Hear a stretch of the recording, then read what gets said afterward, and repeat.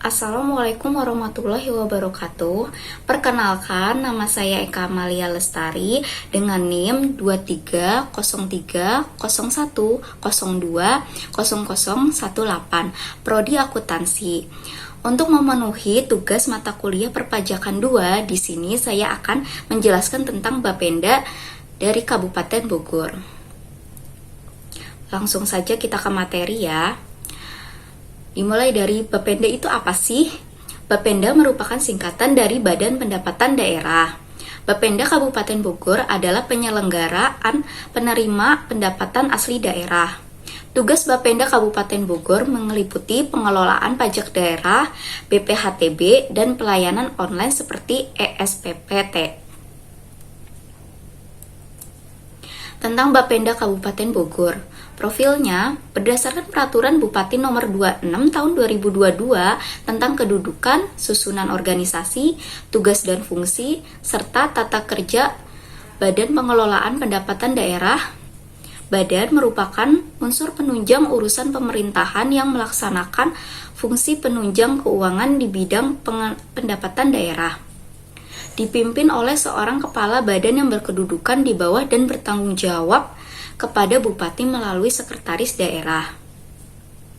Bapenda memiliki peran yang strategis, yaitu di satu sisi merupakan pengelolaan pajak daerah, di sisi lain merupakan koordinator pendapatan daerah yang ikut bertanggung jawab atas keberhasilan penerimaan pendapatan daerah secara keseluruhan. Di sini ada struktur organisasi dari Bapenda Kabupaten Bogor ya, bisa dilihat. Lalu ada tugas dan fungsi, tugas pokok dan fungsi. Tugas pokok Badan Pengelolaan Pendapatan Daerah menurut Peraturan Bupati Nomor 26 Tahun 2022 adalah membantu Bupati dalam melaksanakan fungsi penunjang urusan pemerintahan, khususnya menunjang bidang pendapatan daerah. Fungsi Badan Pengelolaan Pendapatan Daerah yaitu menyusun kebijakan teknis di bidang pengelolaan pendapatan daerah, melaksanakan tugas dukungan teknis di bidang pengelolaan pendapatan daerah, pemantauan, evaluasi, dan pelaporan pelaksanaan tugas dukungan teknis di bidang pengelolaan pendapatan daerah. Lalu ada pembinaan teknis penyelenggaraan fungsi-fungsi penunjang urusan pemerintahan daerah di bidang pengelolaan pendapatan daerah. Lalu ada pelaksanaan reformasi birokrasi, pelaksanaan administrasi badan, dan pelaksanaan fungsi lain yang diberikan oleh Bupati sesuai tugas dan fungsinya. Lalu ada visi dan misi Bapenda Kabupaten Bogor. Itu visi tahun 2018 dan sampai 2023 adalah visinya terwujudnya Kabupaten Bogor termaju, nyaman, dan berkeadaban. Misinya, dalam rangka mencapai visi tersebut, dapat diperhatikan kondisi dan permasalahan yang ada serta tantangan ke depannya dan memperhitungkan peluang yang dimiliki. Maka ditetapkan 5 misi sebagai berikut. Yang pertama, mewujudkan masyarakat yang berkualitas. Lalu ada mewujudkan perekonomian daerah yang berdaya saing dan berkelanjutan. Selanjutnya, mewujudkan tata kelola pemerintahan daerah yang baik. Lalu ada mewujudkan pembangunan daerah yang merata, berkeadilan, dan berkelanjutan. 5. Mewujudkan kesalehan sosial. Tujuan, sasaran, strategi, dan kebijakan. Tujuan Badan Pengelolaan Pendapatan Daerah Kabupaten Bogor tahun 2018 sampai 2023 yaitu tata kelola pendapatan daerah yang efektif dan akuntabel. Pernyataan dari tujuan ini itu memiliki makna. Yang pertama, tata kelola pendapatan daerah, yaitu tata kelola pendapatan daerah yang merupakan tugas pokok Badan Pengelolaan Pendapatan Daerah Kabupaten Bogor berdasarkan Peraturan Bupati Nomor 70 Tahun 2016 tentang tugas pokok, fungsi, rincian tugas unit, dan tata kerja Badan Pengelolaan Pendapatan Daerah Kabupaten Bogor. Efektif itu menggambarkan kemampuan Badan Pengelolaan Pendapatan Daerah dalam mengoptimalkan pendapatan daerah dengan cara mendekatkan serta melakukan pelayanan kepada masyarakat secara tepat waktu dan tepat jumlah. Lalu ada akuntabel, itu dapat dipertanggungjawabkan. Akuntabilitas merujuk pada kewajiban setiap individu, kelompok, atau institusi untuk memenuhi tanggung jawab yang menjadi amanahnya. Secara umum, akuntabilitas publik terdiri atas dua jenis, yaitu akuntabilitas vertikal dan akuntabilitas horizontal.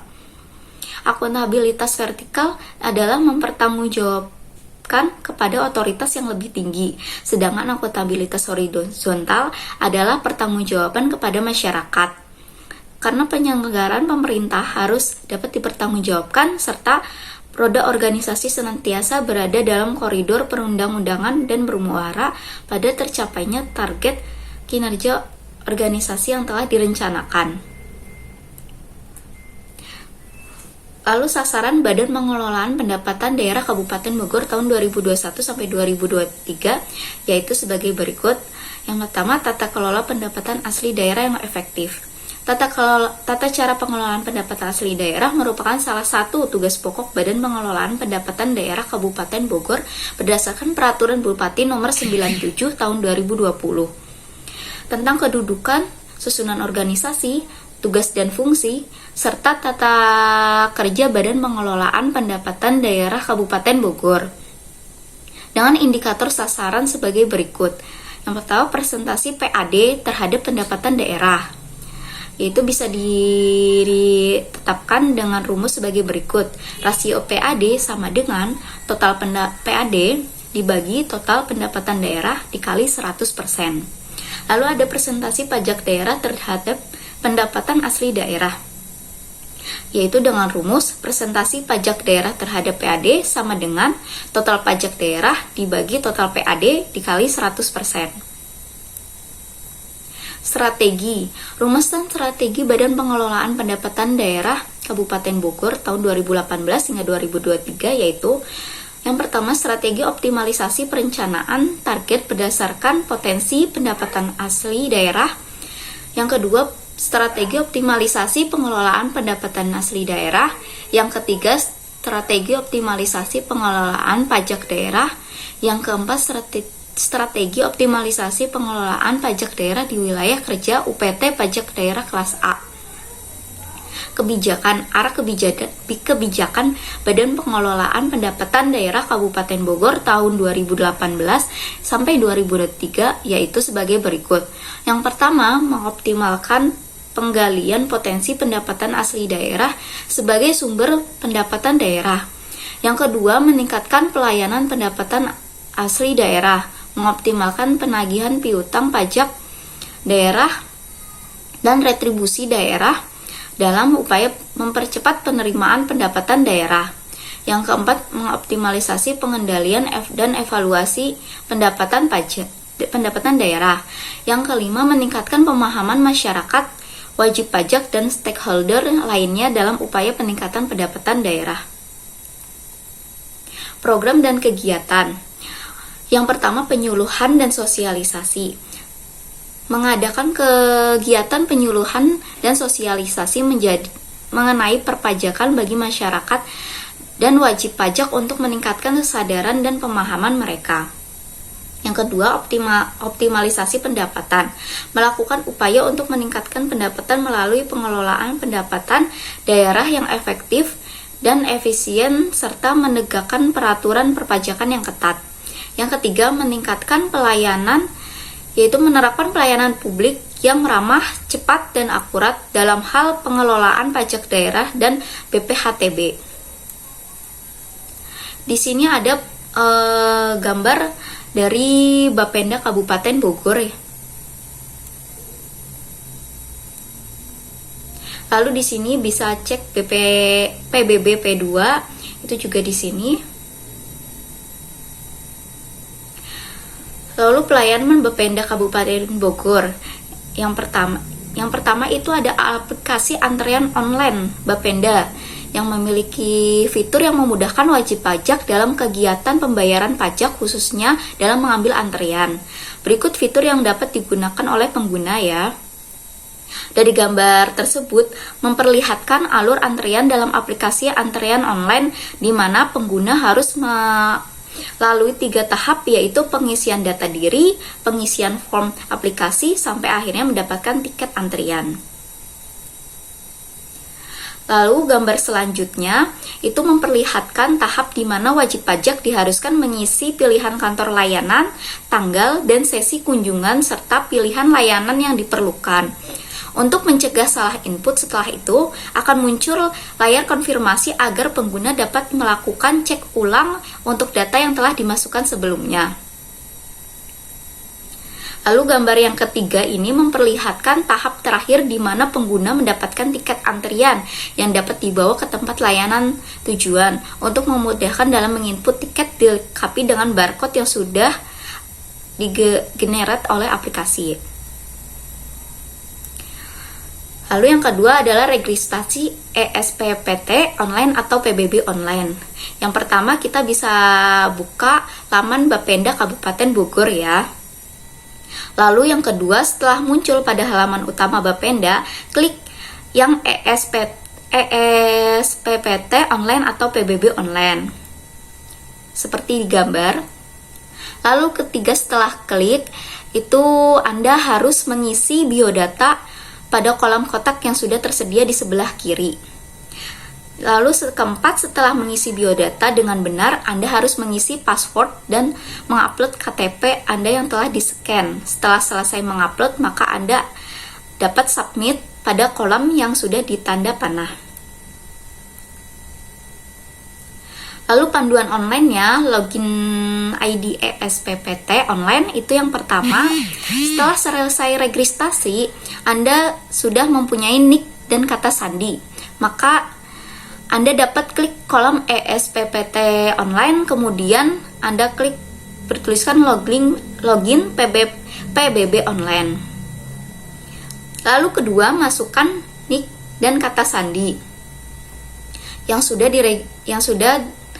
registrasi sebelumnya. Jika Anda pernah membuat, maka Anda dapat mengisi nick dan kata sandi, masuk langsung dan mengklik OK atau Enter. Ketiga, setelah Anda melakukan login, maka tampilan akan seperti ini ya. Keempat, setelah Anda memasukkan nomor objek pajak dan klik menuju, maka kami akan menampilkan ikon registrasi ESPPT online pada layar handphone atau komputer yang Anda pakai. Lalu di sini ada juklas permohonan validasi online, BPHTB online ya. Pertama kita biasa klik web Bapenda Kabupaten Bogor yang sudah tersedia. Kemudian klik BPHTB online. Lalu setelah itu Anda login, halaman akan seperti ini. Jika Anda mau mencari tracking berkas, bisa mengklik monitoring dan klik tracking berkas. Setelah itu mengklik tracking berkas, Anda harus mengisi kolom yang sudah disediakan dan data yang Anda inginkan akan muncul. Jika Anda mencari verifikasi dan validasi, silakan mengklik monitoring lalu klik verifikasi dan validasi pada kolom kedua. Setelah mengklik verifikasi dan validasi, silakan masukkan kolom yang tersedia dan data Anda akan muncul seperti gambar berikut ya. Jika Anda ingin mencari penerimaan, klik monitoring lalu klik penerimaan yang berada di kolom ketiga. Jika Anda sudah mengklik penerimaan, maka Anda mengisi kolom yang sudah disiapkan dan data yang Anda inginkan akan muncul. Sama seperti gambarnya seperti ini ya. Lalu, jika Anda ingin mencari estimasi, maka Anda mengklik monitor estimasi pada kolom keempat. Lalu, Anda harus mengisi kolom tersebut dan data yang Anda inginkan akan muncul. Gambarnya sudah ada ya seperti ini. Lalu sama, jika Anda ingin mencari histori estimasi, maka Anda mengklik yang histori estimasi. Lalu, Anda mengisi kolom yang sudah disediakan dan data yang Anda cari akan muncul seperti ini ya. Ya, yang kedua, cara mengganti password. Klik ubah password dan akan muncul lalu isi data Anda pada kolom tersebut, lalu klik simpan jika sudah selesai. Lalu di sini ada tutorial input data potensi betak ya, betak.